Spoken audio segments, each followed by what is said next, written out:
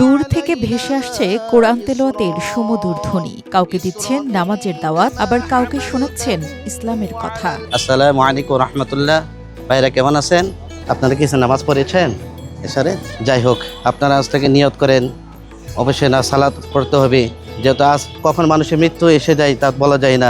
রাজধানীর ব্যস্ত রাস্তায় কফি বিক্রি করলেও তার উদ্দেশ্য শুধু ব্যবসা নয়, আল্লাহর সন্তুষ্টির আশায় কফি বিক্রির পাশাপাশি মানুষের কাছে পৌঁছে দিচ্ছেন ইসলামের দাওয়াত। আমার শিক্ষকতার পাশাপাশি আমি এই কফি ব্যবসা করে থাকি, কিন্তু আমার মূল উদ্দেশ্য যখন আমি কফি ব্যবসা করি, যাদেরকে আমি কফি বানিয়ে দিয়ে থাকি, যুবক ভাইরা যারা আসে তাদেরকে আমি দিনের দাওয়াত দিয়ে থাকি। আমার মূল উদ্দেশ্য হচ্ছে এই অর্থ সম্পদ, আমার এই ব্যবসা বাণিজ্য আমার সাথে কখনো কবরা যাবে না।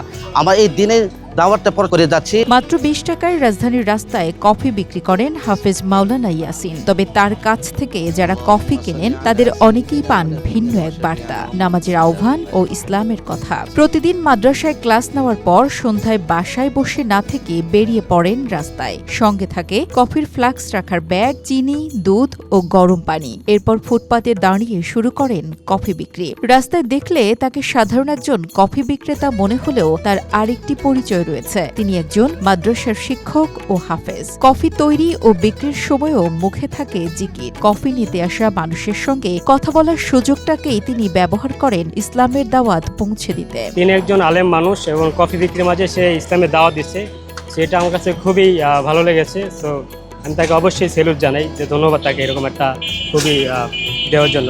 অবশ্যই এটা আলহামদুলিল্লাহ ভালো কাজ। মনে করেন সে একজন হাফেজ মাওলানা হয়ে সে মনে করেন অন্য কোনো জায়গায় সময় না দিয়ে দুনিয়াবি দাওয়াত দিচ্ছে, সবাইকে পৌঁছে দিচ্ছে কফির মাধ্যমে। দুনিয়াবি এই দাওয়াত আখিরাতের সম্পর্কে বোঝাচ্ছে কফি দিয়ে সবাইকে। এটা অন্য অন্য নদীর থেকে সবাই থেকে এটা অন্য আলাদা একটা বিষয়। উনি আসলে একজন কোরআনের হাফেজ, একজন মাওলানা, আবার দ্বিতীয়ত একজন শিক্ষক। তিনি শিক্ষকতার পাশাপাশি ছোটোখাটো ব্যবসা করতেছে, মানুষের কাছে ইসলামের দাওয়াত দিচ্ছে, কোরআন দিচ্ছে। এই জিনিসটা আমাকে খুবই ভালো লাগছে, আমাদের কাছে বা আমার কাছে খুবই ভালো লাগছে। সৎ পথে ব্যবসা আর আল্লাহর হুকুম মেনে চলার মধ্যেই নিজের সুখ খুঁজে পান হাফেজ মাওলানা ইয়াসিন। তার প্রত্যাশা, তারুণ্যের এই সময়ে যারা 5 ওয়াক্ত নামাজ আদায় না করে আড্ডা কিংবা নানা কাজে সময় কাটান, তারা যেন নামাজের দিকে ফিরে আসেন। কফি বিক্রি তার জীবিকার একটি মাধ্যম হলেও মানুষের কাছে ইসলামের বার্তা পৌঁছে দেওয়াই যেন তার কাছে সবচেয়ে বড় দায়িত্ব।